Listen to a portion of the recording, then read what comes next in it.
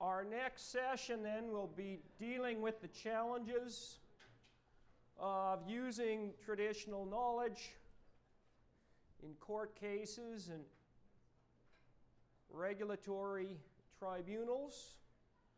And we have as our presenters Scott Smith, who will be the first speaker.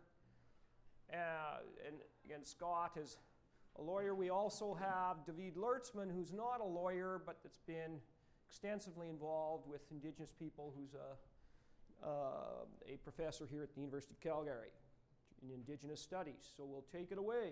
Good. Scott.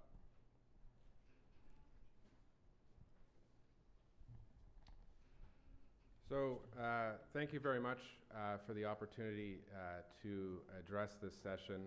I'm really honored to be here, and I think it's a very important topic, and I'm glad to see that it's on the list for a session or a seminar that's mainly dealing with environmental law. I think I've been talking about this subject matter for some time, and really the confluence of environmental law and Aboriginal law is truly upon us. So the Fraser Institute, in a study released a couple of years ago, identified that over $650 billion of natural resource projects are proposed, and all of those projects have the potential to adversely impact the traditional territories of Aboriginal peoples. What that means from a practical perspective is that these issues that I'm going to be talking about today are going to be coming up more frequently in regulatory hearings for those natural resource development projects and ensuing court cases, so appeals and judicial reviews. There's also a separate stream in which this issue is going to be coming up, and that is in Aboriginal title and rights litigation, and I'll also talk about that. So a little bit about myself. I practice at the confluence of environmental and Aboriginal law. I do a lot of regulatory hearings, mainly for First Nations across the country. Seem to be doing a lot of pipeline hearings right now. That seems to be the topic of the day. So I'm helping First Nations in pipeline hearings across the country, including the Energy East hearing, the Trans Mountain expansion hearing, the Line 3 replacement. I did the Line 9 hearing, and I did all of the natural gas pipeline EAs in British Columbia. And I can tell you, in those regulatory hearings, the issue of using traditional knowledge is front and center. And so I'm very happy that we're here today to discuss this very important issue. So I propose to go over a series of 6 topics with you today. And I've approached my presentation a little bit differently than the heading for this particular panel. And that's because I thought folks might not be fully up to speed on how and where traditional knowledge is used both in the courts and in regulatory hearings. And so I wanted to give you a little bit of a flavor about how it's being used both in the courts and regulatory hearings. Of course, there's a separate but related topic of some of the evidentiary challenges of using traditional knowledge. I'll touch upon those in my presentation, but I won't purport to cover those in the depth that they need to be addressed. I'll just raise some key issues. So I think the fundamental starting point for this topic is to start with a definition. So what is traditional knowledge? And I had a student try and answer this question for me by reviewing a series of environmental legislations. And unfortunately, while the term traditional knowledge, Aboriginal traditional knowledge, traditional ecological knowledge is often used in environmental statutes, it's seldomly defined, if at all. And so that presents, I think, the first challenge is just understanding what we're talking about. And so what I've done is I've set out on this slide the definition that the Assembly of First Nations has used. So according to the AFN, traditional knowledge is the summation of all knowledge, information, and traditional perspectives relating to skills, understandings, expertise, facts, familiarities, justified beliefs, revelations, and observations that are owned, controlled, created, preserved, and disseminated by a particular Indigenous nation. TK is comprised of a holistic body of knowledge. So that's a pretty broad, spanning definition. If you're sort of having difficulties grasping the full extent of that definition, you're not alone. I was struggling with it this morning. I've tried to set out in more practical terms what traditional knowledge is.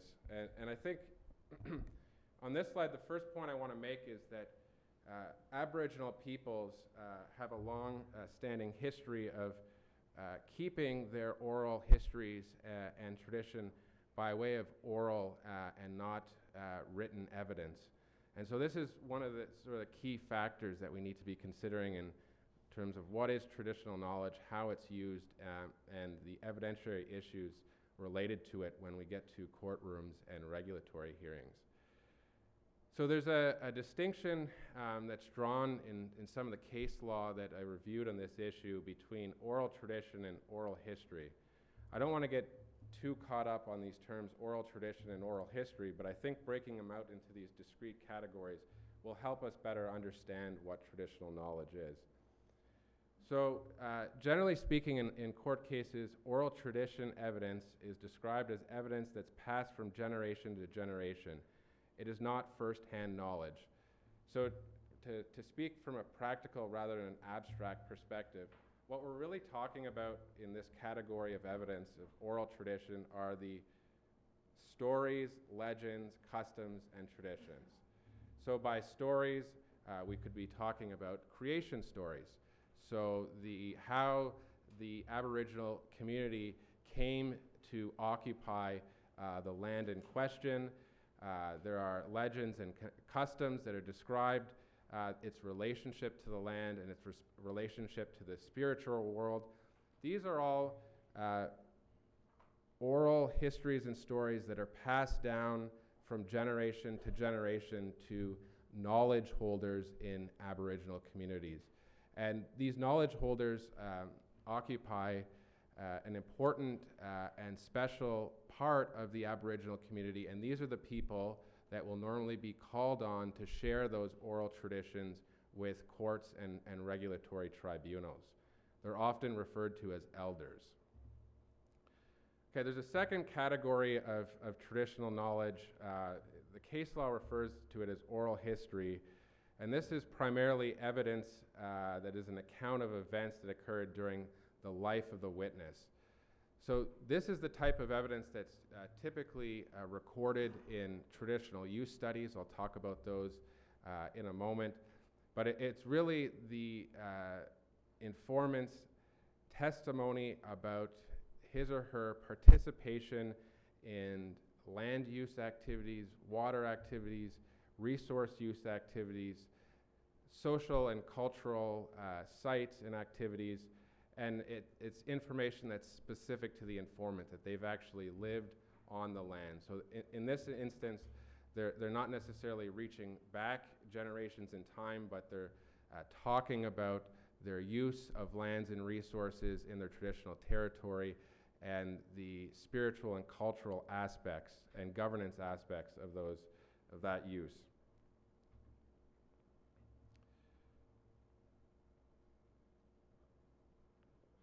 So the second question that I'll address is, where can traditional knowledge be used?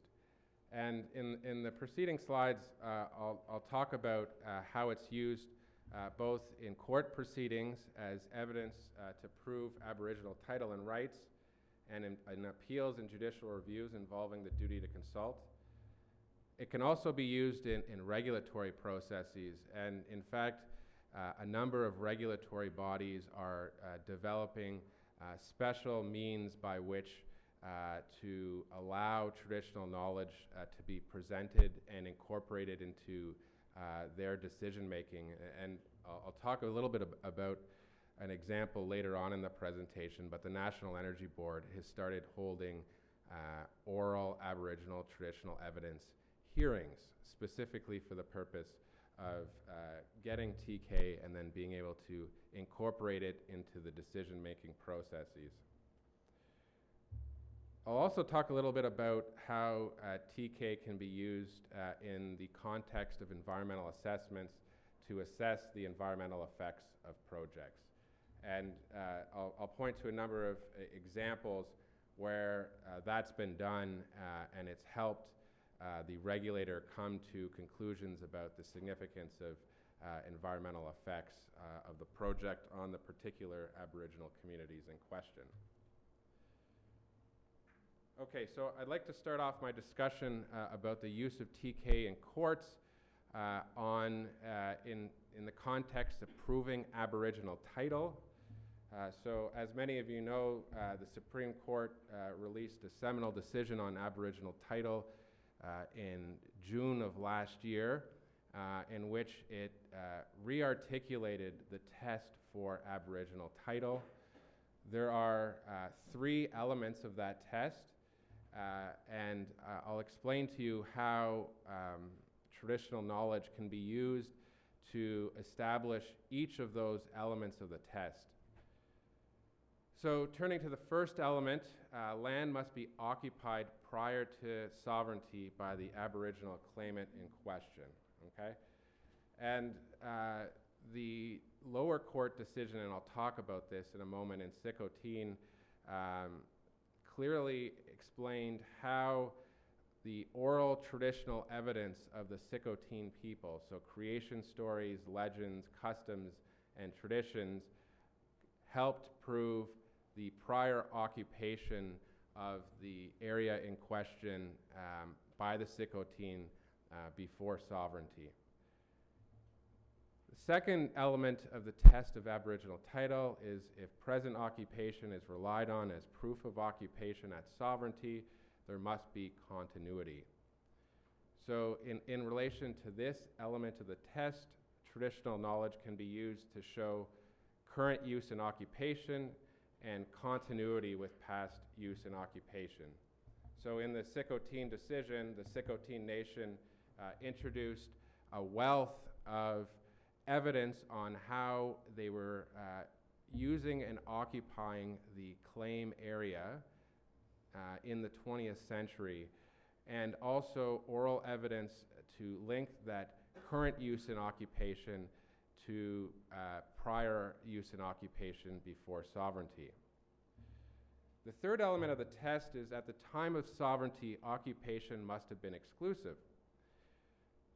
My submission, oral traditional evidence can and has been used to establish exclusive occupation. And I'll give you an example. Many Aboriginal communities, particularly First Nations in BC, have oral stories that have been passed down by generations that talk about their interrelationship with other First Nations that lived in and around their territory.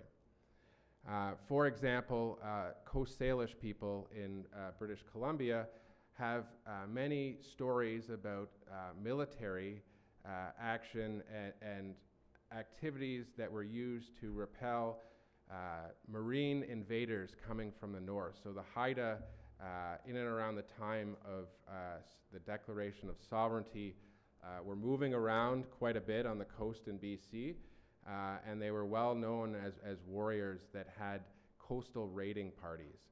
And so many of the Coast Salish nations in British Columbia and in the southern portion of British Columbia have stories that have been passed down from generation to generation about how they engaged in warfare with the coastal Haida coastal raiders and expelled them from their territory. And of course, this is a type of evidence that can be used to prove that occupation at the time of sovereignty was exclusive. There's another type of evidence that can also go to the third element of the test, and that is oral traditional evidence about the laws and protocols that First Nations were following at the time of sovereignty to govern their interactions. So in a lot of cases, there were very distinct protocols by which one First Nation could access the territory of another First Nation. And those protocols generally were related to kinship relationships. So there were often intermarriages between First Nations that had either, that had territories that were beside one another. And it's through those kinship relationships that members of one First Nation could get access to, ask for permission and get access to the territory of another First Nation for the purpose of harvesting resources. And so those traditions and protocols have been preserved in the oral traditions of Aboriginal people, and as the court held in Sikhoteen, these examples of granting access or controlling access to the territory is the type of evidence that can be marshaled to demonstrate that occupation was exclusive at the time of sovereignty.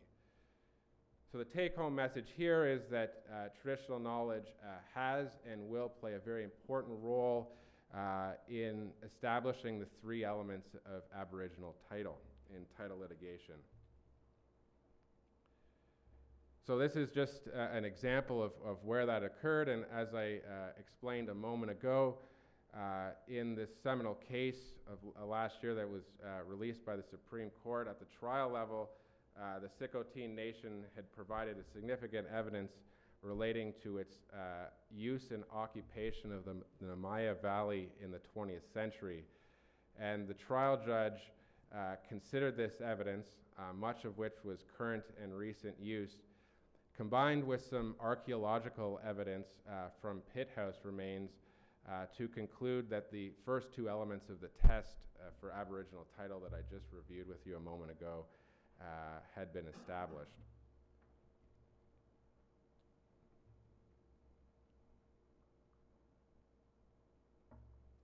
So, moving on to the issue of proving Aboriginal rights in the courts, traditional knowledge, not surprisingly, will continue to play an important role there as well.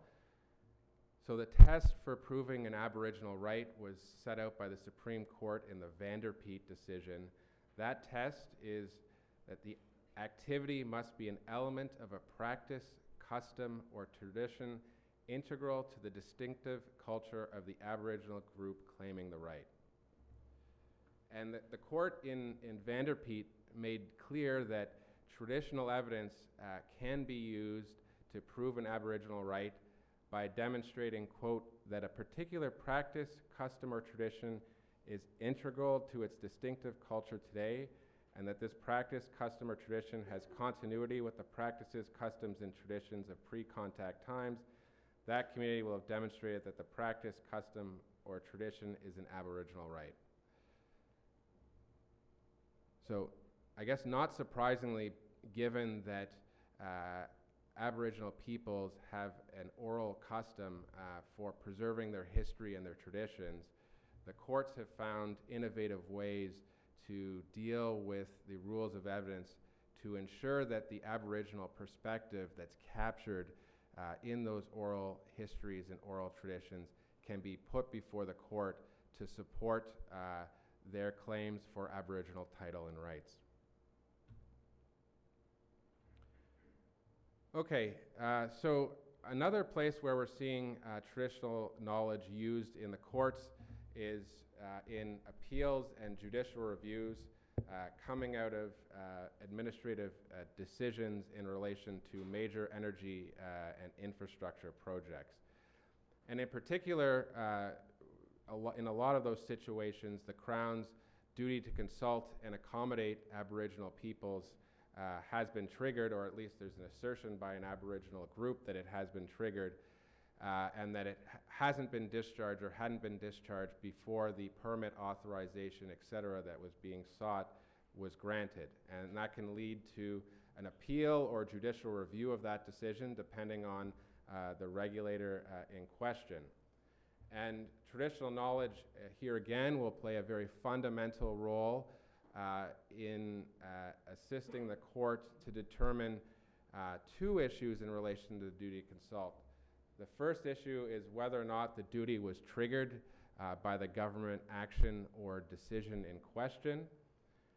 So that trigger was set out initially by the Supreme Court in the Haida decision, where the court held that the Crown has a duty to consult and accommodate Aboriginal peoples when the Crown has knowledge of the asserted rights and contemplates conduct that could have an adverse impact on those rights.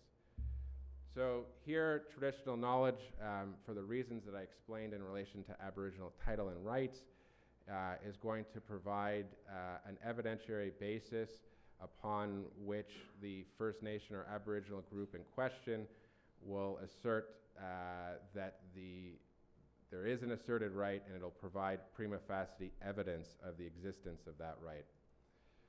So it goes to whether the duty was triggered, but it also goes to, secondly, the scope that the scope of the duty that the Crown may have owed in the circumstances. So again, in the Haida case, the court clarified that the scope of the duty owed in the circumstances is based on two factors. One, the strength of the claim, and two, the seriousness of the potential impact on the claim or right in question. So in relation to the second issue, the scope of the duty, traditional knowledge evidence establishes that both the strength of the claim and the seriousness of the potential impacts. So often the traditional knowledge that was put before the regulator or that's put before the court in the appeal or judicial review will go really fundamentally to the issue of the potential for an impact and the seriousness of that impact. And this slide here is a map that was generated as a result of a series of traditional use studies that our client Tsleil-Waututh Nation had performed. So Tsleil-Waututh Nation is a nation whose territory is located in Burrard Inlet, mainly around Burrard Inlet. They're participating right now in a hearing for the Trans Mountain Expansion Project, and they've brought an appeal of some of the decisions that were made early on in the scoping of the environmental assessment for that project.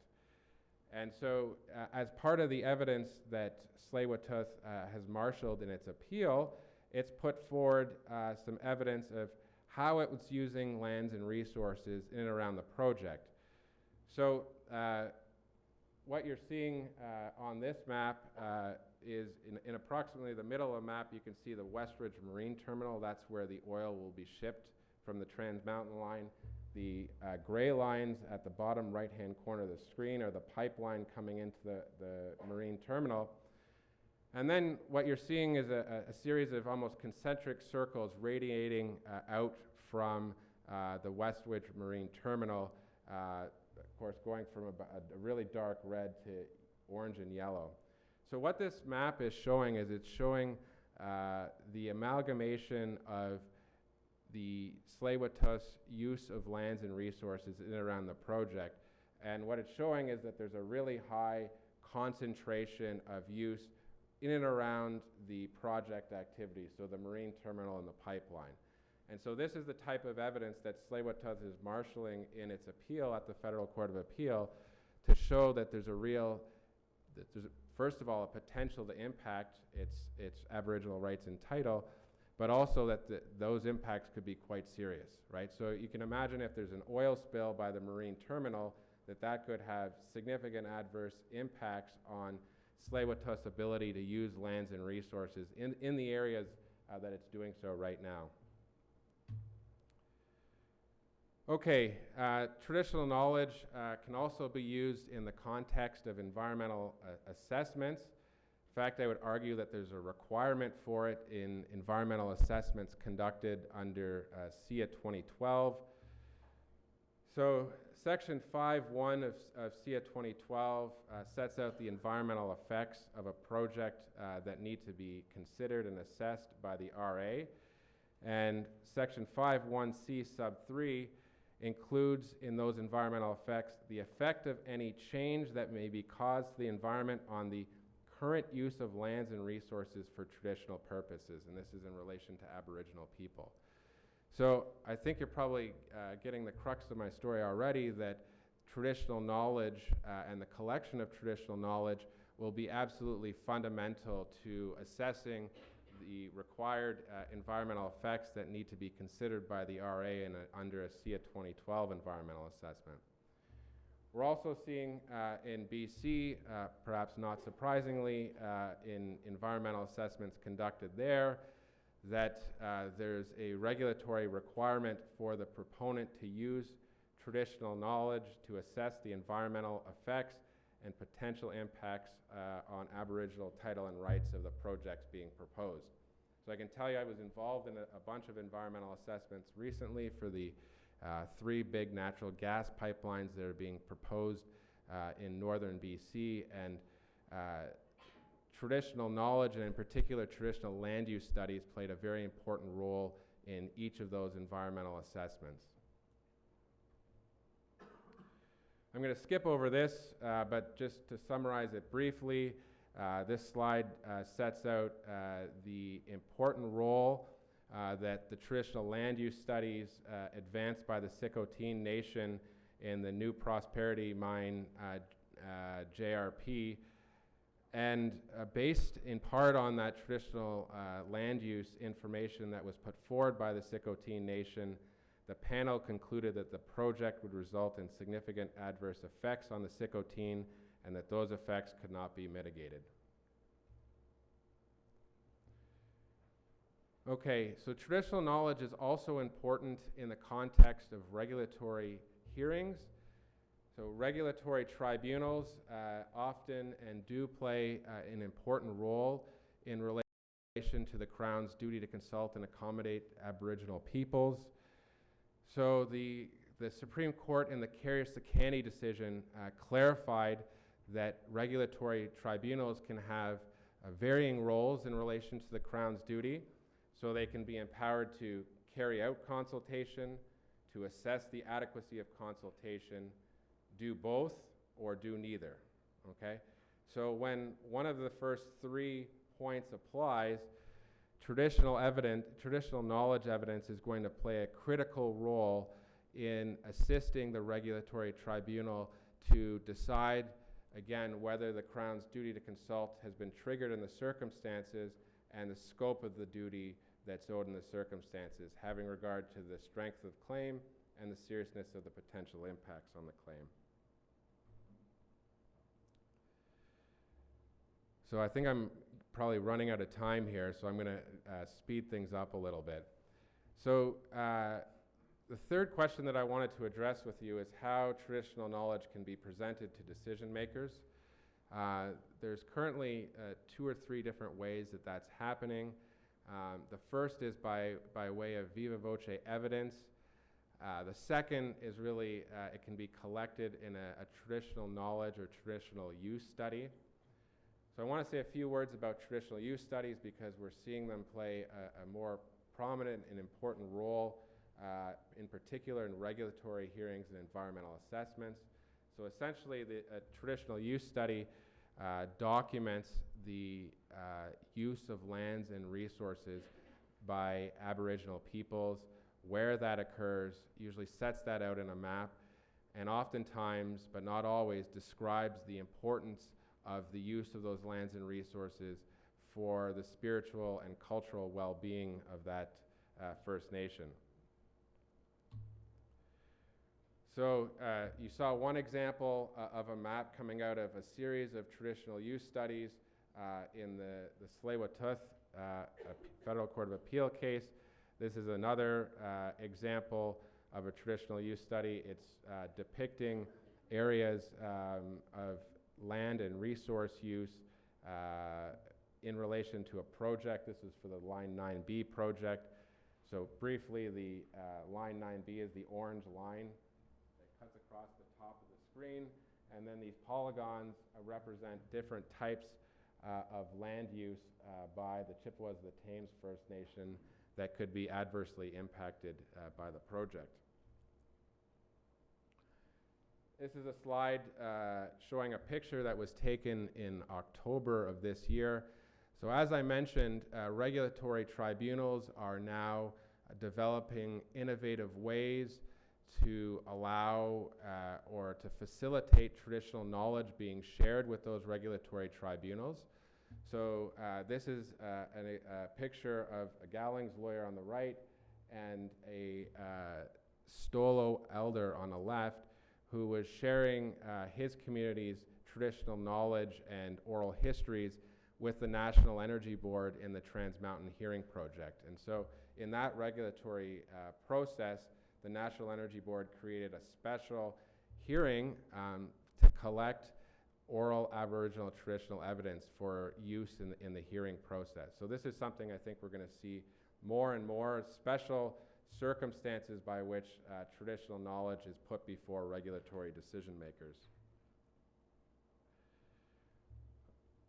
So this gets into a little bit of the more difficult aspects of adducing traditional knowledge as evidence, in particular in court hearings. So the use of oral histories and oral traditions to prove Aboriginal title was addressed by the Supreme Court of Canada in the Delgamuukw decision in 1997. This is really the leading case in Canada on this issue. There, the Supreme Court of Canada instructed judges to adapt laws of evidence to give equal and due weight to oral evidence, subject to reliability considerations. Okay, so there are several evidentiary issues. One is admissibility, and then one is the weight that should be given to oral traditional evidence. And the Supreme Court, in that case, provided very clear direction that oral traditional evidence needs to be admissible in most cases and needs to be given due weight in order to give appropriate weight and consideration to the Aboriginal perspective, in particular owing to the fact that their histories are oral and not written. This approach has been codified in the federal court in its Aboriginal litigation practice guidelines on elder testimony and oral history. I commend that you have a look at this if you have to deal with it. It has some very practical tips, but I won't get into those because I need to sort of wrap up here.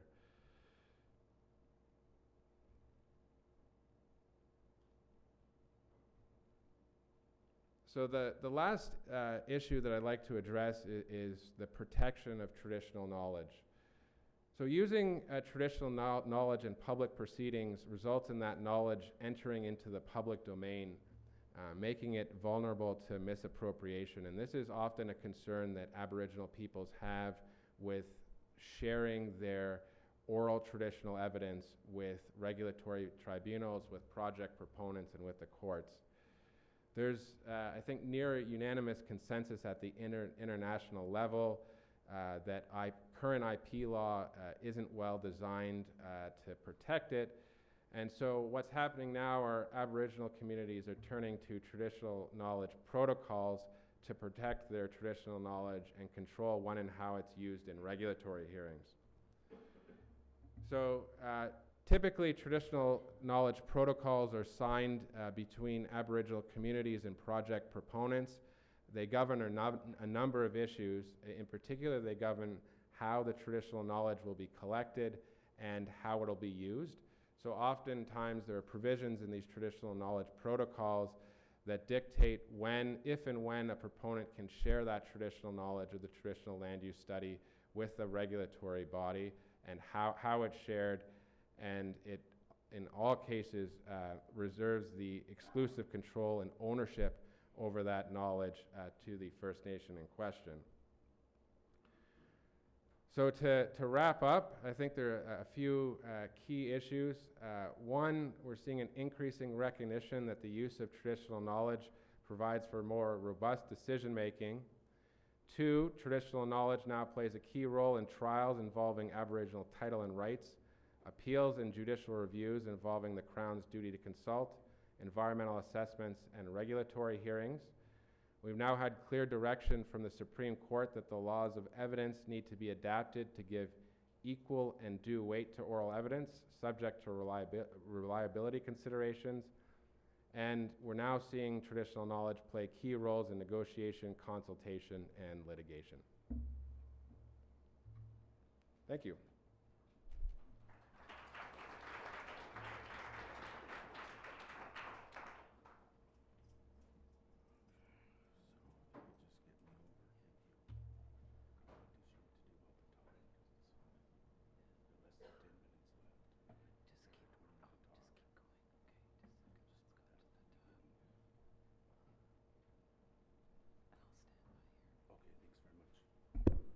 Okay, thank you very much. That was really, really interesting.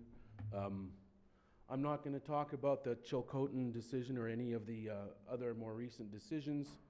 I'm not a lawyer, so I'll probably be coming at this from a different perspective than some of the people in the House. Hopefully what I have to say will add some value. I'm at the Haskayne School of Business, and I have a research program there that I'm going to speak about in a second. So I'll do a little bit of background. I might just touch in on, try to add value to what was said earlier. I'll try not to repeat what was said, and look a little bit at the Northern Gateway Joint Review, which is a part of our research program, provides some analysis and discussion. And I know this is a legal term, not an academic term, so I'm being a little cheeky there. And I've got a quote here from this book that's worthwhile checking out, Oral History on Trial. Miller suggested that the overriding concern here is that without oral evidence, oral narrative, the evidence of Aboriginal people is not going to find a way to make itself into litigation. So this is just a picture at our research program. It's called the Energy Indigenous Environment Interface. We're attempting in very general terms to map the spectrum of interaction between Indigenous peoples and energy industries. It's a very broad spectrum from those that have their own drilling and service companies up north to those that are adamantly opposed to any form of consultation and consider it an act of war. And we have cases in the boreal forest and in the Amazon and on the West Coast. So you're looking at largest forest ecosystems on the planet, 60 to 70% of which are in Canada, Russia, and the Amazon, that are rich with natural resources.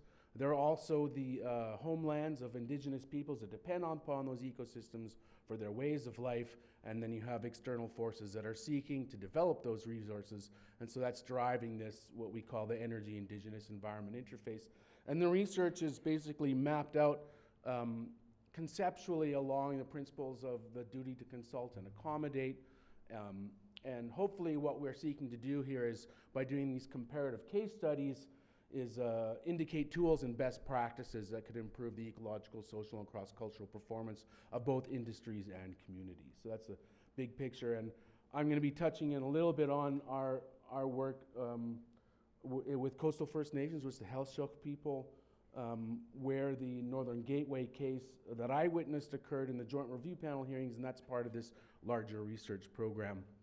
So in terms of background, I don't consider myself to be an advocate. I don't consider myself to be any kind of authority on anybody else's culture. Right? I'm a Jewish boy from Winnipeg. I have a Blackfoot name and I have a Cree name, but if I was Blackfoot, I'd be a lot taller and probably a lot more handsome. But I will say that this is coming from a lifetime of deep cultural immersion and experience. You know, one of the challenges of being able to work with traditional knowledge and with oral history is the school. The school doesn't look like this. This is stuff that you can take workshops on, you can study it, you can learn about it, but you'll never really know it until you experience it. And then once you experience it, it has the impact of changing your life, changing the way you see things. And so this is just a few pictures. I'm glad it's kind of washed out, because some of these pictures are pretty wild, but you see some pictures from the Amazon jungle, pictures from up north. That's just depicting the nature of how we do the research. We use a kind of a ethnographic approach to being embedded in community ways of life as much as we can. So I just did want to touch in on Delgamuukw. I remember I was writing a chapter on the the methods of traditional knowledge and oral history when the decision came down. I was sitting in my room working on that chapter, and for me, it was the day the world changed. I had this colleague who, PhD in biology and a practicing lawyer. The guy was an amazing dude. He's an environmental lawyer, and we were always arguing about traditional ecological knowledge, and he was constantly discounting it. And the day the Delgamuukw decision came out, he came into breakfast and he said, "You're right." I go, "Now I know the world's changed." "What do you mean I'm right?" He goes, "I don't know what Chief Justice Lemaire was smoking, but I'd sure like to get a hold of some." I'm like, "Amir, what are you talking about?"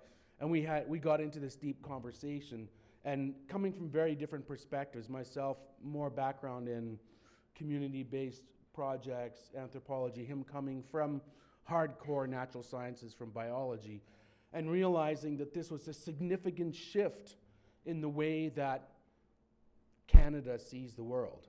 The thing that I think is really important here is it's a recognition of something that already exists. It's not that we need the courts to say that oral history has any substantive value. It's like the difference between conferred versus inherent, if we could use the legal language. And it's the same thing from the scientific recognition of traditional ecological knowledge. It's not that we need science to validate traditional knowledge, but if you're curious about whether any of that has happened, yeah, I could give you a few sites, right? This is not hearsay, and this is not heresy. So we're talking about knowledge. That's a deep topic, right? You know, we're talking about knowledge. Are there different types of knowledge? Are there different ways of knowing? And we enter into that four-letter word, epistemology, and the time-tested, fabulous question of how do we know what we know? And there's a lot of rules and procedures and methods about the ascertaining of the veracity of a piece of fact, of a piece of evidence. But when we enter into this conversation about knowledge and the nature of knowledge, and are there different types of knowledge, we ask questions like, are there different ways of knowing? Are these universals? Are they culturally located? Are they potentially both?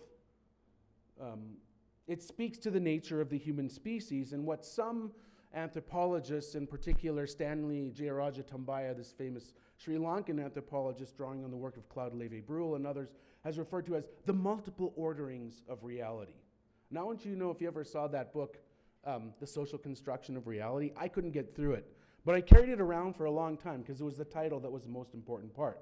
This idea that reality is actually ordered on different principles of philosophical engagement with the nature of the universe and how different people of different cultures perceive it. And we know, according to others, like Tambay and others, that there are at least two different ways of understanding and interpreting the world. One which is described on the basis of causality as rules of engagement. So we would call that what I call the tradition of Western science.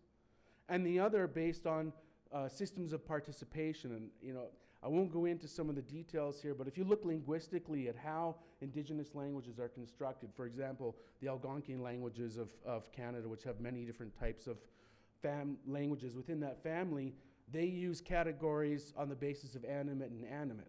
So there are many things that we in traditional Western culture would consider to be inert, dead, that in their cultures they consider alive. And this is not a euphemism. This is a deep sense of connection in a very personal way. So what we've got here are parallel, potentially complementary knowledge traditions that are constructed on different philosophical rules of engagement with their own assumptions about the nature of the universe and with their own experts and methods. And I'm going to talk about methods in a second. So I won't go too much in this. We know that there's different ways that this knowledge is referred to: traditional knowledge, Indigenous knowledge, local knowledge. I like to use traditional ecological knowledge and management systems because I work in the field of resource management. And the thing that I want to say, that I want to get to here is, well, I'll source Indigenous scholar by the name of Marie Baptiste because our field just keeps getting better. The more Indigenous scholars that get PhDs and work in this field, our field gets better. And what she has said very clearly is the attempt to define Indigenous knowledge is an inherently colonial thing to do. That the attempt to define it is an attempt to control it and as a result invalidate it, damage its integrity. So for me, I'm not interested in trying to define it. I'm interested in trying to develop my understanding.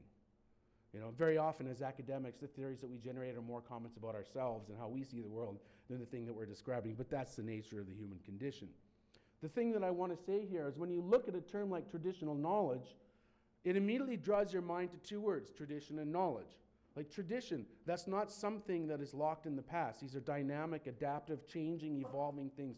So if I would love to have a conversation about traditional versus oral history, because I think this is a dangerous territory actually philosophically, but we don't got time for that. I will say one other thing about drawing attention to the knowledge is basically drawing your attention to an output from a very complex system of relationships and philosophies and practices with people in a given area over very long time frames. And so it's inherently reductionist because we're looking at the output of something whereby it's the actual way of life that generates the knowledge that's really important. So I just wanted to signify that. If you look at traditional ecological knowledge, and this is coming from just my own literature review and my own personal experience from having been in the other university, it's very clear that it tends to be geographically located. And we're dealing with long time frames, and this is where we get this idea of oral history. Long time frames, like thousands and thousands of years. You can look at some of the testimony of the Gitxsan and the Wet'suwet'en in the Delgamuukw cases and others, where you've got paleobiologists working with oral historians, and they can isolate a specific geophysical event that we can date at 5,000 years and older. You know, there are creation stories, and then there's flood stories. Flood stories are very much consistent with hydrologic events that just happened post-glacial recession. Long time frames. Socially mediated. You have given social institutions that mediate this type of knowledge, and it's culturally located within a given specific way of, I had talked about before about the philosophies and the values, a cultural location of this given type of knowledge. And the last piece that I really want to draw attention to are the methods, the protocols of oral history. They play a role that is very similar to scientific method, only within oral traditions, because this is the method that we use to ascertain the validity or the veracity of any given piece of information, that it was generated and transmitted according to the rules of integrity of any given cultural tradition within those social institutions, and in a given place over time. Those methods tend to be replicable within any given linguistic area, and they're learned practice skills. And I'm going to suggest that they're also skills that, if you spend time in that university, can be acquired by people from outside the culture and develop a body of professional skills that I call cultural literacy. And if there's a chance, I want to be able to say something about that, because ultimately that's where a lot of this work is going to happen in the field. But typically you've got two very discrete cultural worlds. These are worlds that generally don't overlap. You've got sometimes people that develop the ability to go between, and I'm really interested in this kind of situation where I talked about this experiential learning. You've got a realm that exists neither wholly in one or wholly in the other, kind of a shared cultural space, an emergent place. And it's something that has existed in different spaces and time. You know, in my research, I think we've been able to ascertain there's certain moments in Canadian history, certain given experiences where we've seen this. The scientific panel on Clayoquot Sound is a good example of that. I think that there's other examples that are starting to merge, even potentially in Indigenous corporate collaboration, but it's very labor intensive. Some of the stuff actually that you were speaking about was getting into that realm, and you know, it's a beautiful thing to talk about. I'd like to speak about something that is so fundamentally and wholly opposite to that it gives a sense of where we're at, because we're talking about oral history on trial. We're talking about oral history being used, in this case, in a quasi-judicial process as a basis for evidence. This is a picture of the Northern Gateway project. It's a massive project, multi-billion-dollar project to ship diluted bitumen from Hardisty to the west coast and then out on these tanker routes. It's a bold and massive idea, and there's some really good economics as to why people are trying to do this to gain access to Asian markets. And I'm not going to go into much about the pros and cons of this, but I want to signify specifically the tanker routes, because this is where our research occurred. In this area here, this is the traditional territory of the Heiltsuk people, a seafaring nation that have their own Supreme Court of Canada decision called the Gladstone decision. And there's 10 different First Nations that are part of Coastal First Nations, all of who actually rejected this decision. And what I had the opportunity to do, I had the privilege to sit through several days of these joint review panel hearings.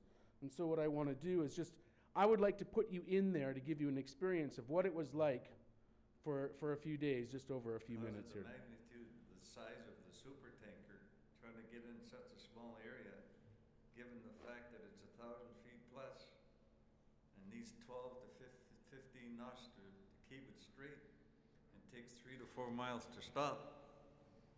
That is our concern.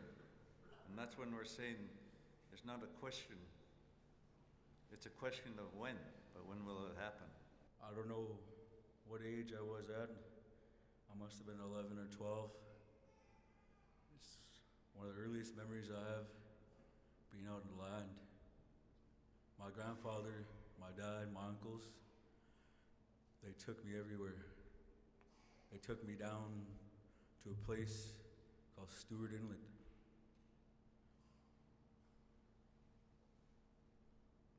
And we went down there for the roe and kelp season. We did quite well that year. On the way back, down by Spider in Nulu, we had product on our boats, on our gill netter. We're towing a speedboat and a punt. And I'll never forget it, because when we were coming back in 40 to 50 foot seas. When we turned that corner in Spider, our boats were like corks. Go way up, come way down. We couldn't even see each other. That's how violent and rough the sea was. And that's what we know as people. This is our home. The past is well documented. The abuses are a matter of historical records. He wants you to know that here we have the capacity to prevent a catastrophe. I pray the powers to be make the right decision. And if you want to finish that with a final thought, would be the irony of the Department of Fisheries and Oceans, who's been quite silent, who should be proactive, will have nothing left to manage but dead fish and a dead fishery. My father relies on everything that the ocean has to offer. He's 82 years old, and he still phones around for a crew in the morning. He's still out there setting trees. He went harvesting. He's still out there prawn fishing. He still goes out halibut fishing with family.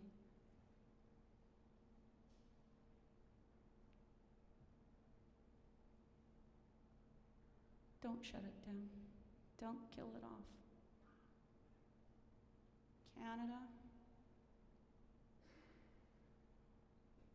Canada needs to stand on guard for thee as well.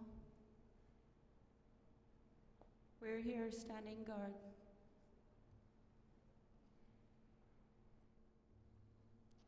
So where is it? Is it that there? Thank you. Yeah, I sat through 3 days of that, and typically what you would hear is one of these hereditary chiefs, one of these Haimas, would come out and he would say, "My name," he'd say his hereditary chief's name, it's connected with this place, it goes back to that creation or flood story. Our people have the duties and responsibilities as the guardians and keepers of this area, connected as a chief, and give his personal name. And then he'd say, "I first started fishing on a boat in the ocean when I was 6. At 12, I became a deckhand. At 21, I became a boat captain. By the time I was 40, I had 3 boats, and I'm 65 now." And these guys understand the technology side better than most people, but they also have their traditional oral histories.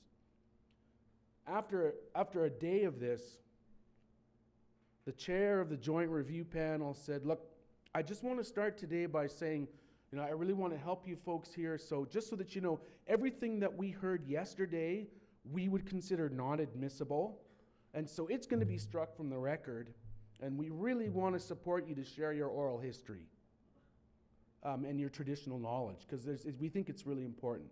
Then the chief would start talking, or the elder would start talking, and they'd get cut off. And they'd say, I'm sorry, sir, we're not here to hear argument. We want to hear your oral history. And then he'd start talking again, and then they'd get cut off, and he'd say, I'm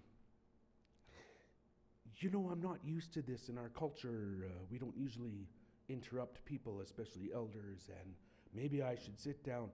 Oh, no, we're here to hear your oral history. We want to hear your traditional knowledge. And they went on for days. What I witnessed was a re-traumatizing of a community that was dealing with intergenerational pain and suffering as a result of residential schools and some of the other actions of the Canadian government.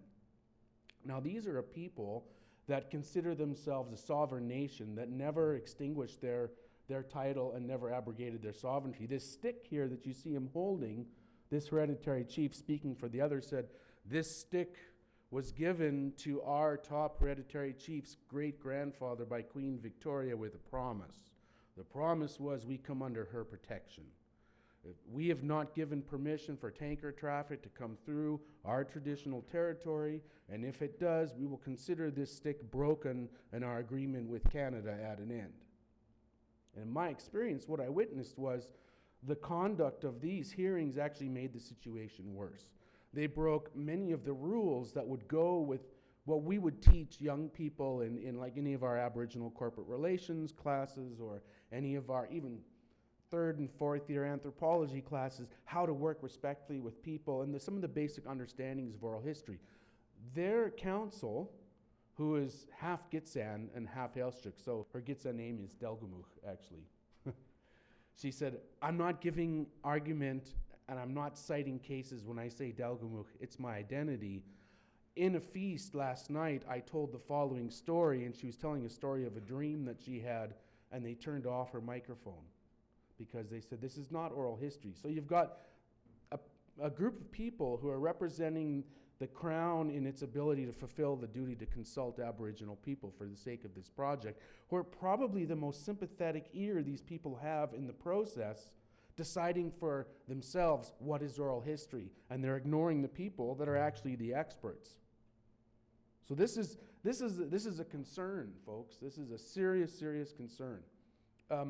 And I do think that there are some potential remedies. Like one of them is what I've referred to as cultural literacy, is getting the opportunity to have direct experience.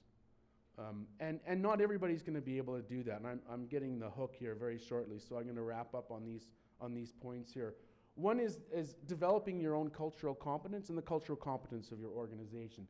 Secondly, I had that idea of the bridging of cultures, doing the work that it takes to create a shared space between cultures that holds and respects the traditions of both, because we're not going to expect lawyers or scientists to give up their tradition, just like we're not going to expect Indigenous peoples to give up theirs.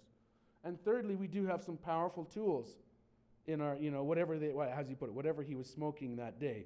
I don't think he was just smoking something funny. I think that he was looking at the logic of the progression of our country's constitution and Supreme Court thinking. And then finally, experts. And when I say experts, I'm not talking about us. I'm not talking about white guys with PhDs, although we have a role to play, and we do. I'm talking about the people that are the experts of the cultures that they come from. The more that we can engage those people in designing the process, the more it's going to benefit everybody. And so I want to thank you very much, and I'll use a word from this traditional territory. I will say Ishnish, and I will say Musi and Nanaskamun, and I will say Oki to you. Thank you very much.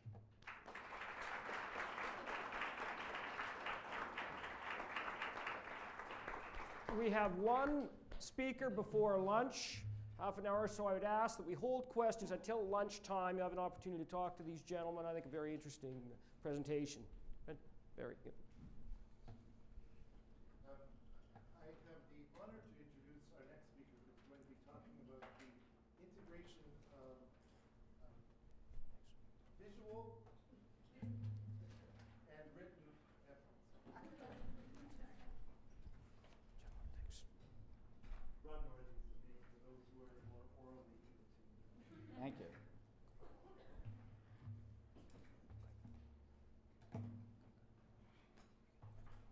All right, is this? Perfect.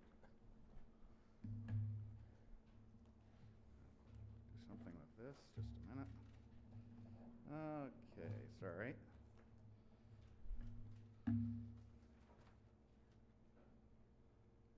Okay, back one. Oops, where do I go? Sorry.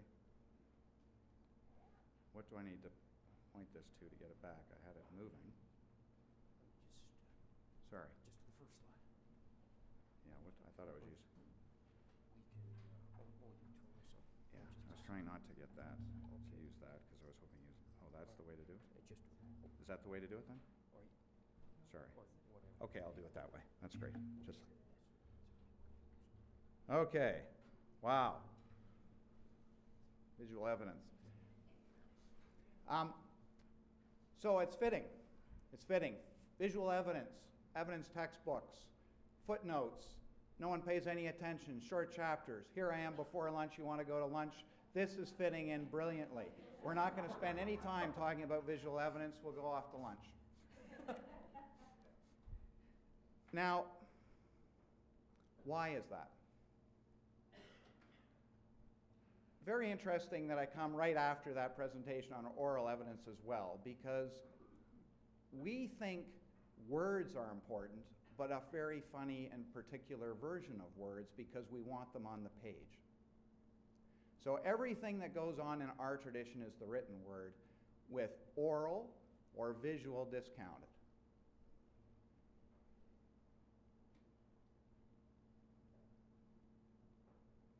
So that's where we start on the legal side.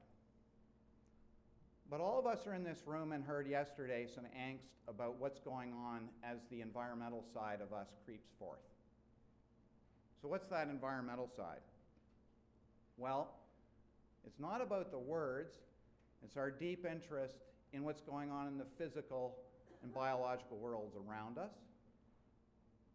It's what we see as interconnected, and it's what we see as our footprint on that world.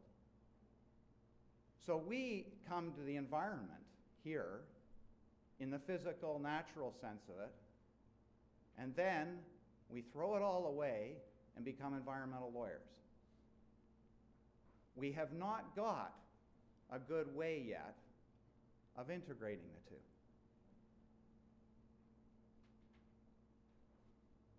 So what do we say about visual evidence? Well, it's kind of funny, actually. It's not just that it's a footnote. In large measure, we have it's irrelevant. We might also say, here's a great word, jejune. Naive, simplistic, superficial.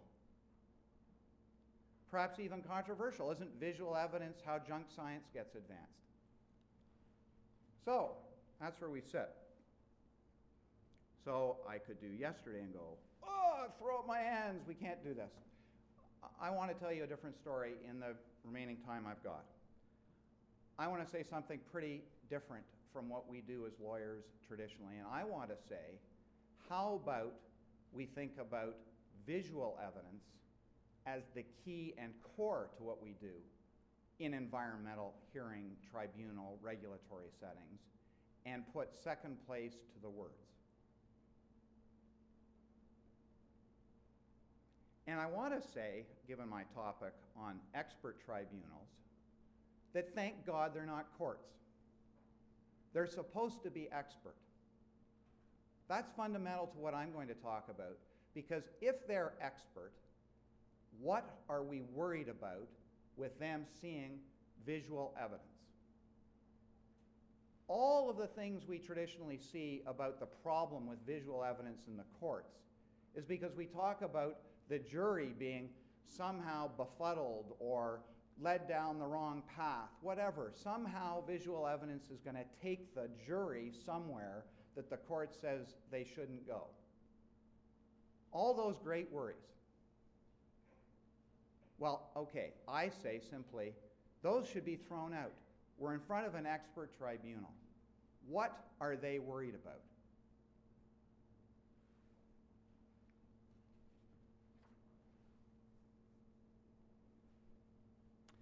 Now, I'm going to go, it's again quite fitting, we went right into the environmental assessment and federal environmental assessment because that's exactly the place I want to go to.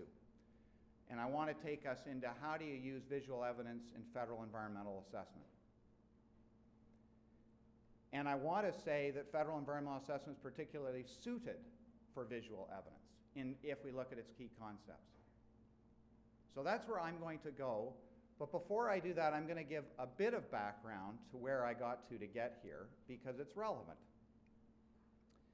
Like Dan Bunner yesterday, who was talking about the famous Ontario Municipal Board that's famous to everybody in Ontario that ever has to be in front of it and should be thrown out the window for anybody that tries to rely on it for any wisdom outside Ontario.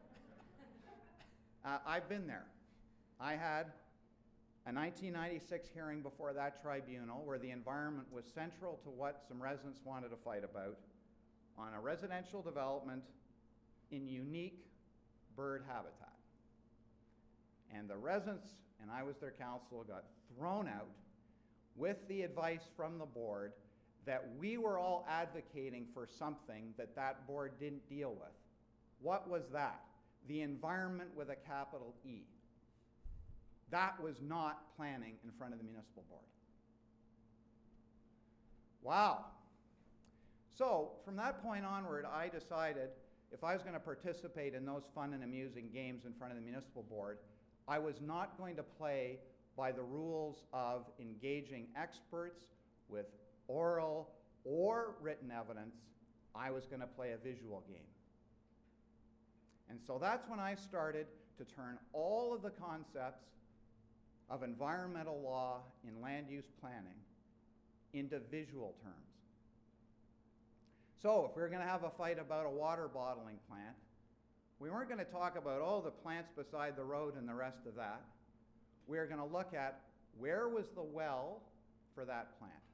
What was the zone of influence of that well on ecological features? How big was that zone of influence in kilometers? What ecological features were in that zone of influence in kilometers? And I went and found the experts that could take a visual story through and present it to the Ontario Municipal Board. And strangely enough, we won. So what I have to say, and I kept doing that, and I have continued to do that. And it gets bigger and bigger, some of the fun you get to with endangered species. But what I have to say is, I've now done 100-day hearings in planning with 50 experts, and every expert that ever comes forth in my kind of a case leads with visual. And we keep winning. Now, that doesn't mean I'm not going to lose a game or that I haven't lost along the way. But it does mean that the throw up your hands moment means you've got to change the rules of the game. And interestingly, the rules are there to be changed because we do know how to use visual evidence. In fact, Scott Smith's presentation gave you with the Tsleil-Waututh. We all do it informally. I'm here to make a pitch that you make it formal. All right, I keep talking. Let's move on here.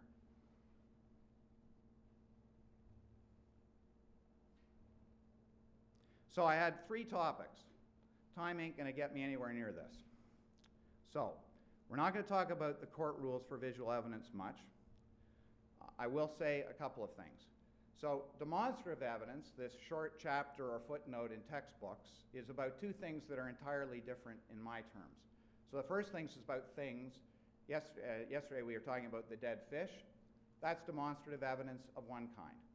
The thing that I'm talking about is not that. I'm not here to talk about bringing the dead fish into the tribunal. I might have lost some hearings if I tried that one. I'm here to talk about experts doing something, producing documents a synthesis of data to present a story about impacts. That's what I mean by visual evidence for the rest of this presentation. So it's expert opinion evidence, and thus subject to all the rules that we were listening to yesterday, which I will not go back to, the Abbey case, et cetera, et cetera. So that's where we start. We are right in the legal tradition now on how experts get in play, and the question is, what does visual stuff have to do with that? Go, Mohan, Abbey, we're not going to go there. But here's the key point that I want to go to. So we have the rules, but there's a very interesting rule. So we go, I just need to take one point back to Mohan. 3, not subject to any exclusionary rule. Well, here's an interesting exclusionary rule. The first one, exclusion of evidence that is cumulative. I had never actually heard of that rule before. It completely befuddles me. But let me give you what it means. There is a principle in criminal law, and I'm going to read from a textbook on it, that you can throw out and exclude evidence, and here's the test. It does not add any new information or introduce any new facts to the case, but merely duplicates evidence that is already before the court. That's the cumulative exclusion rule. And I would say the cumulative exclusion rule is exactly my principle that I want to advocate every day and of every moment of every day in front of an expert tribunal. So I will just say there is a split. I am not trying to reconcile what goes on in the courthouse, but I do ask you to say why in a tribunal setting isn't cumulative evidence exactly what we want to do? When time is running out and hearings are supposed to be in time limits, why isn't cumulative evidence the key to moving forward? So, part 2, whoops.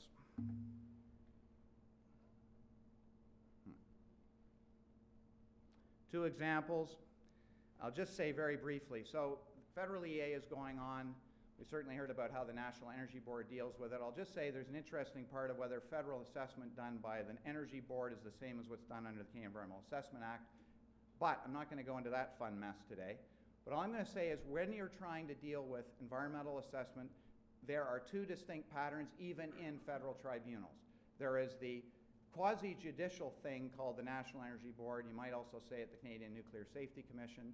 And then you have the EA panel.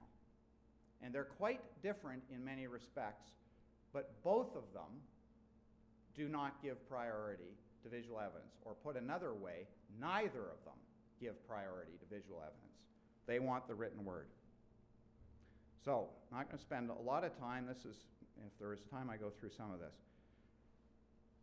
This is guidance from the NEB, but perhaps the most interesting thing is to pick up on the presentation just received from Professor Lertzman.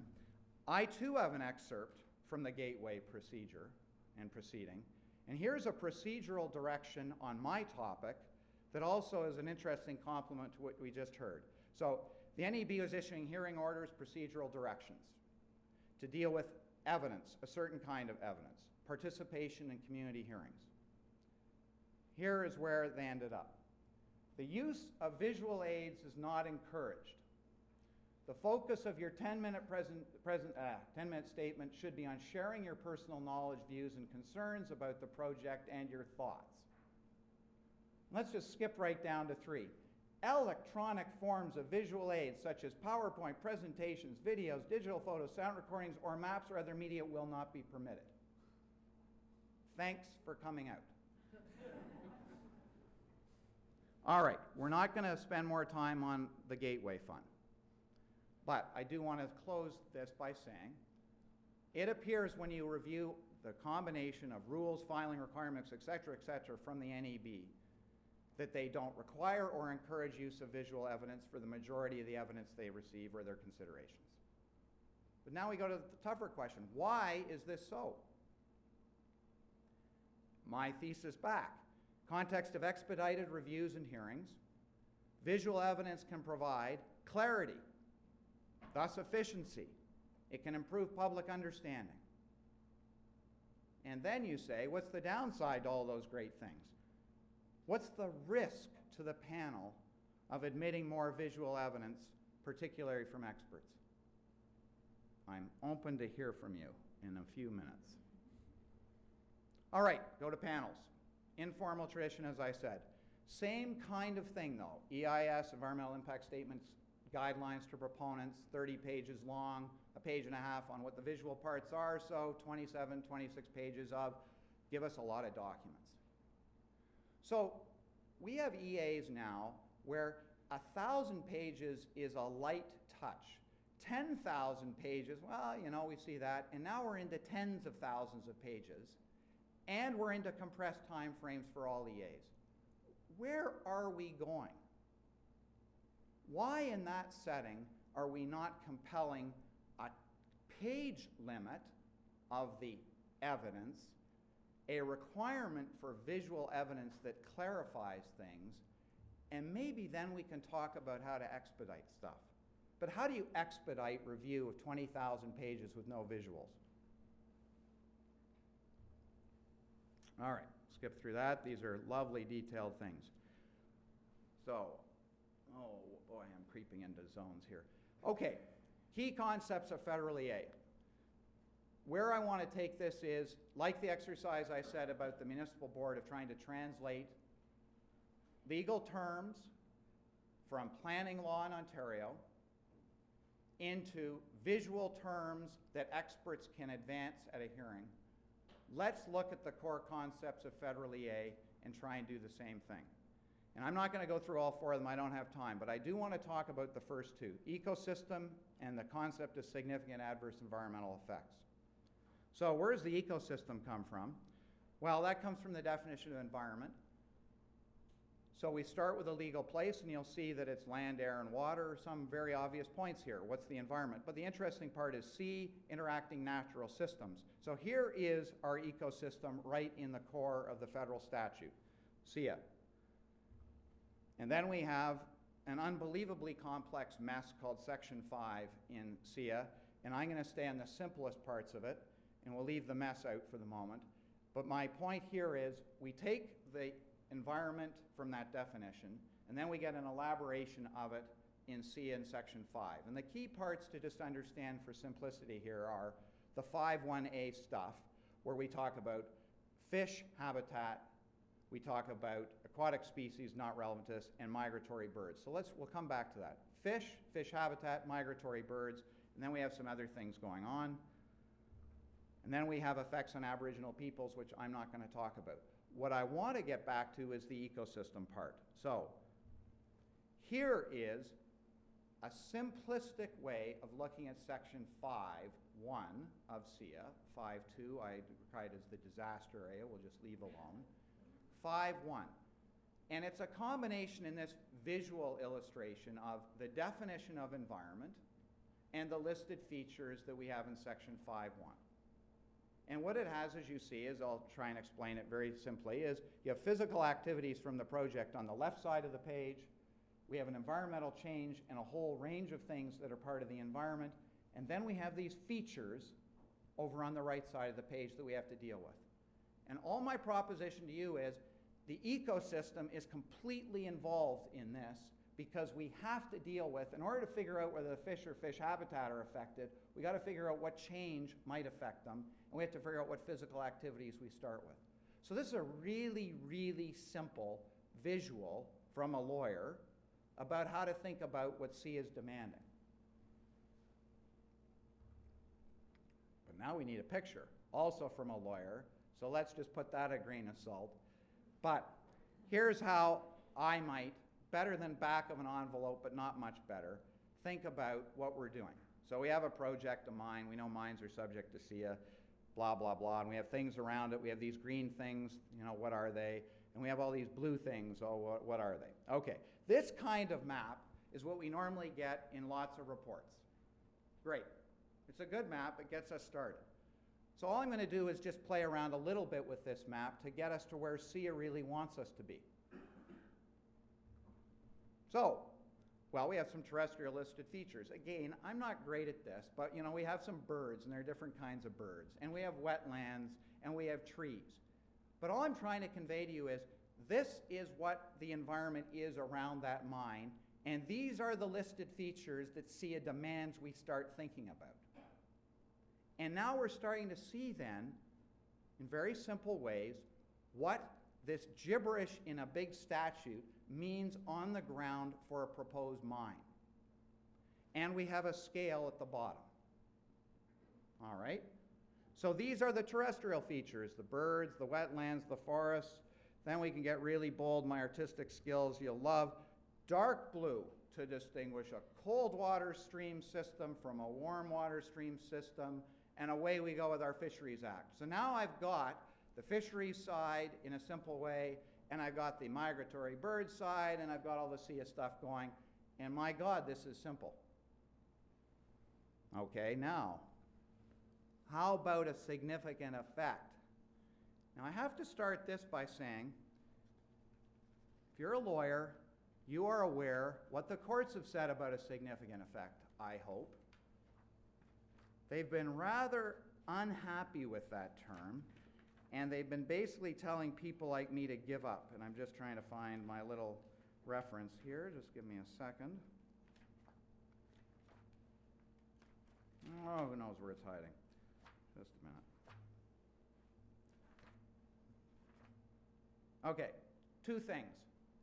A judgment of a Justice Strayer from the early 90s, Vancouver Peace Society, Academy of Science.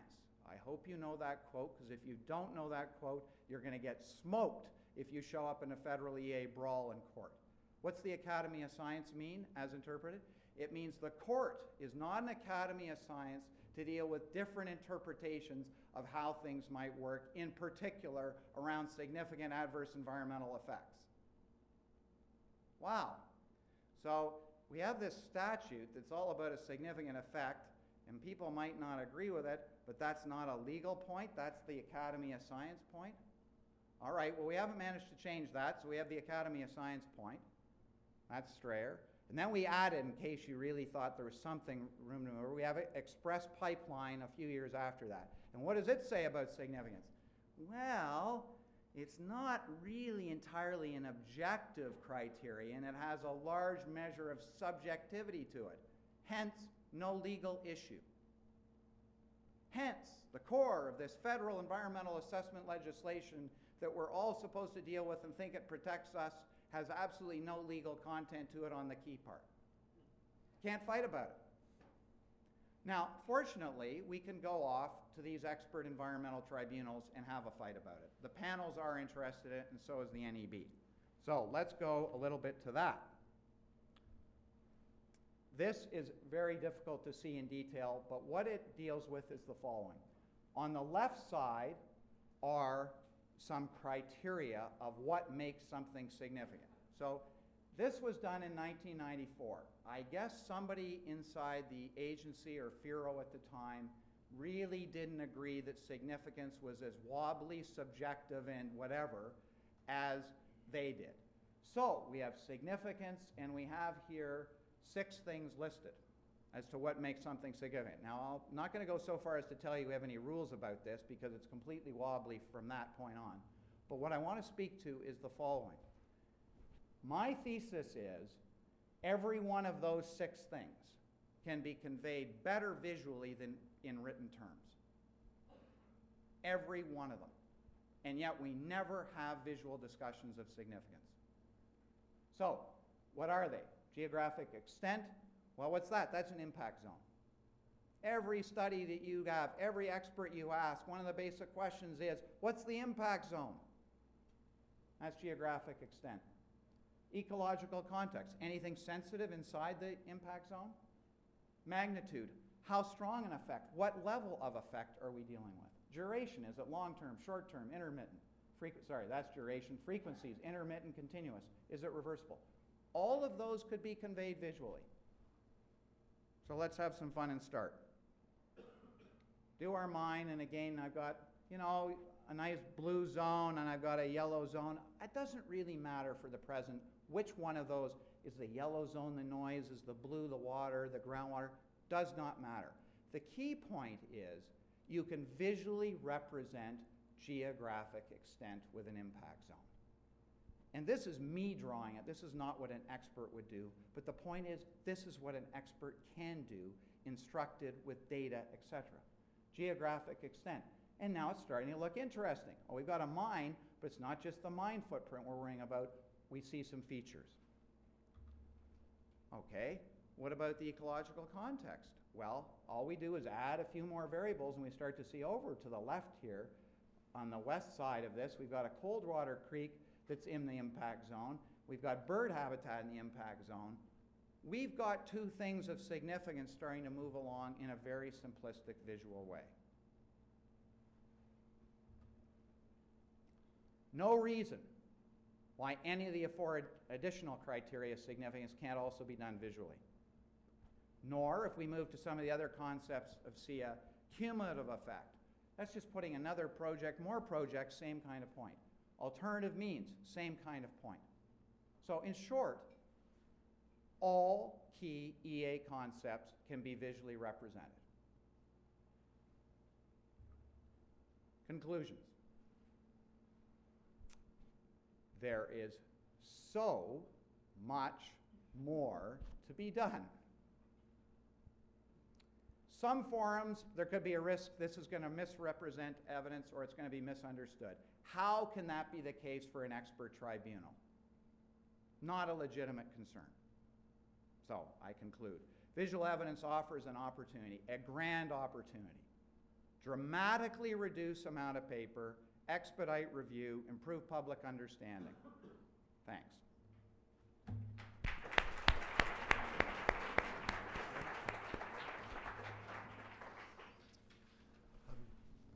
We have some time for a few questions before lunch. So if anyone has any questions, both of this panel or the previous panel, perhaps we could have them brought forward now.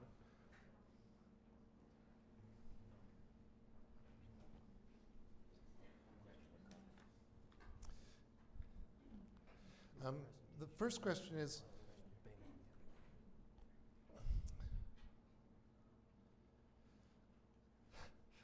was just a comment that 30% of men and a slightly less percentage for women have some degree of color blindness.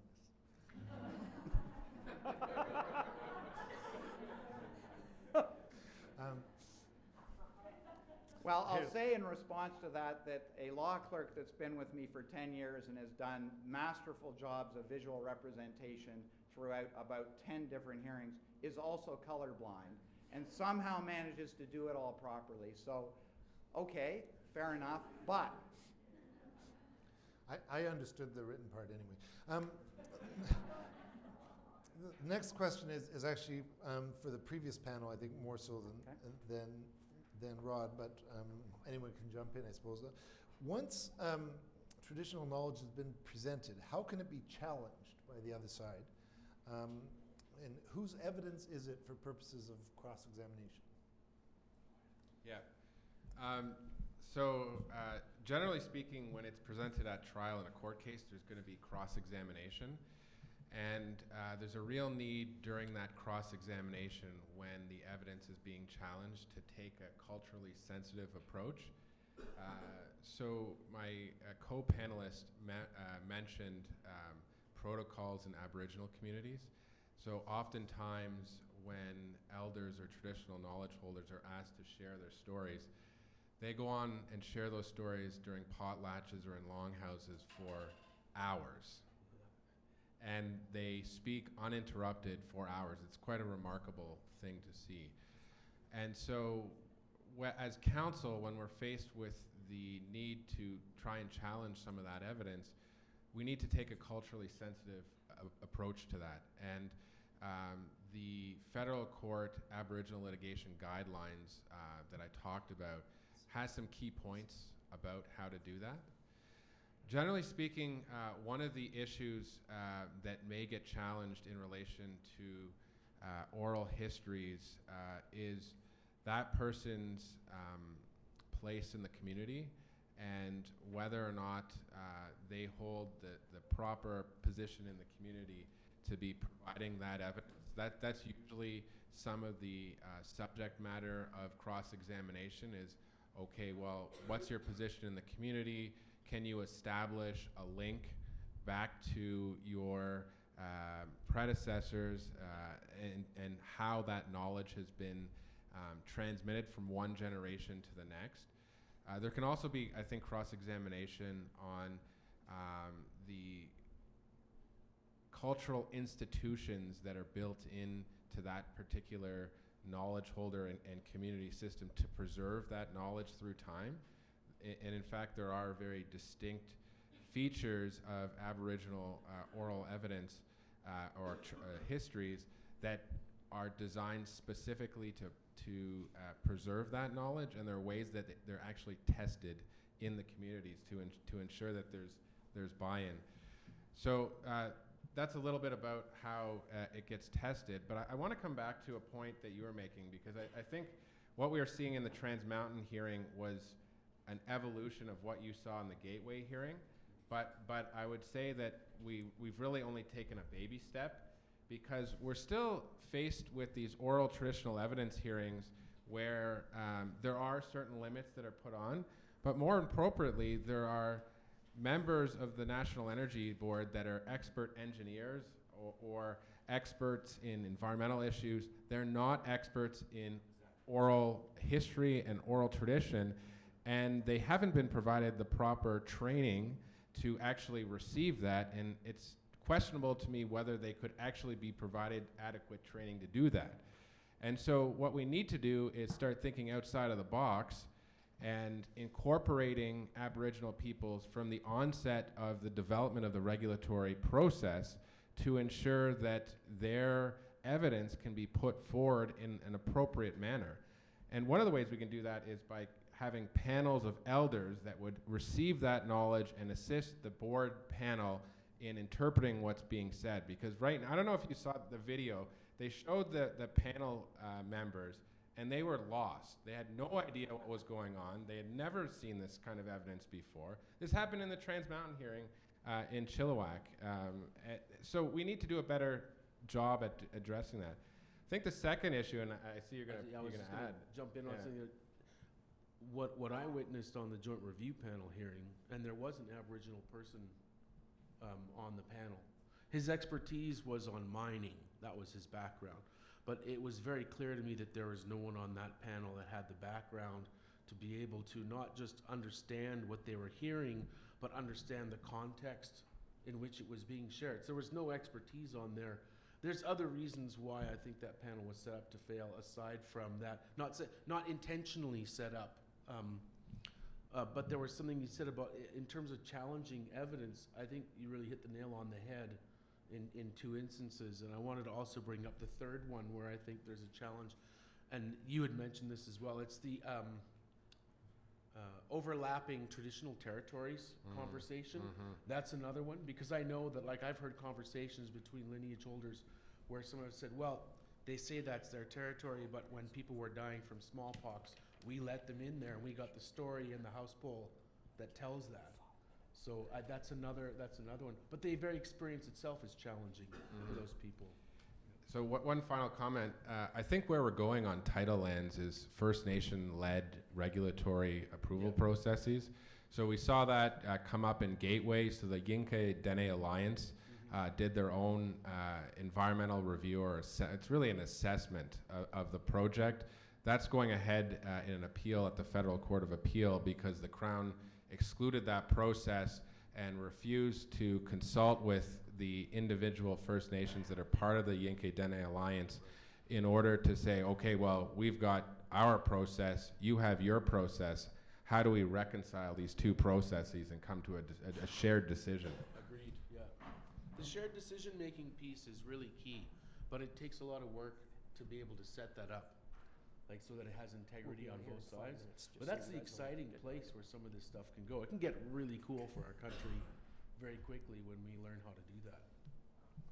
One question I had, and it's sort of a couple of other questions that came in that I'm going to summarize because we've got short time, and that is, can visual aids be helpful in establishing traditional knowledge?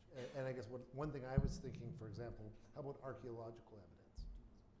and bring in artifacts as a visual aid. I think one of the challenges there, this is how one of the elders put it to me. These white people, they get so excited about our garbage heaps, but they don't care about us and our people. I've heard that so many times. And if you look at the materials that came out of the scientific panel in Clayoquot Sound, they speak very specifically to this idea of ecosystems as cultural spaces versus just this one specific piece of evidence. The challenge, of course, for Western science is that we're all about the piece of evidence. And so you're finding these kind of blended models that can integrate that. And I do think exactly what the gentleman here was speaking about goes very well with the traditional land use. And what you're starting to see are these complex, multi-layered geographical information systems that are able to do an extraordinary job of depicting some of the stuff that you're talking about and some of the stuff that you were talking about.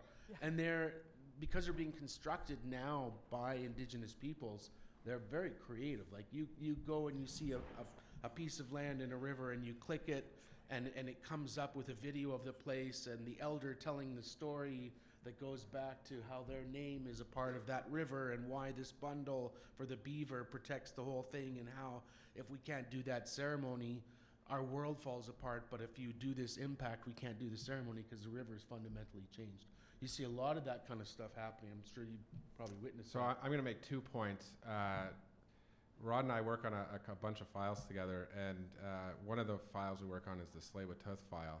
And part of the strategy that we jointly developed with Tsleil-Waututh is telling their story through maps, because they have an incredible GIS department, and that's the GIS department generated that one map that I showed you that's in the Federal Court of Appeal.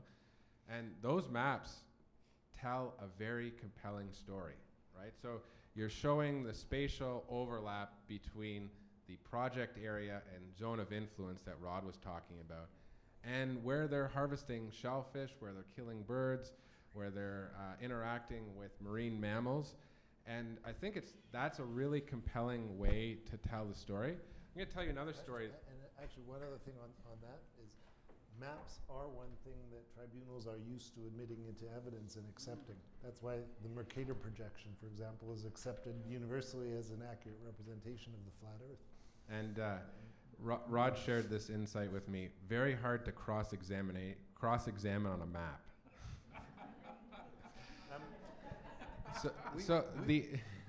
We would love to go on.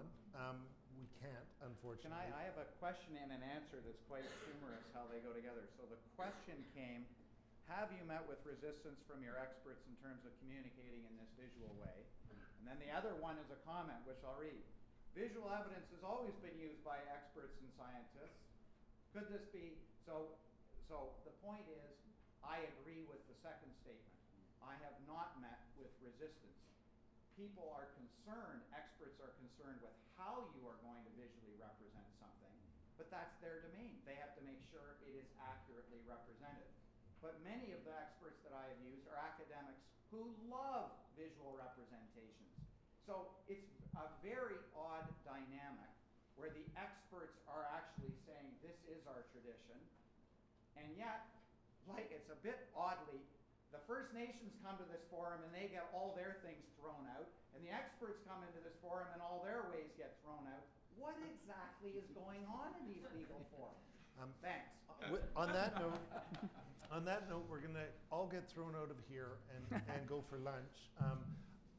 Think about these issues, talk about them over lunch, because they're obviously something we're not going to solve in 2 minutes. Maybe it's something that we should look at in more detail going forward. The lunch today is in the same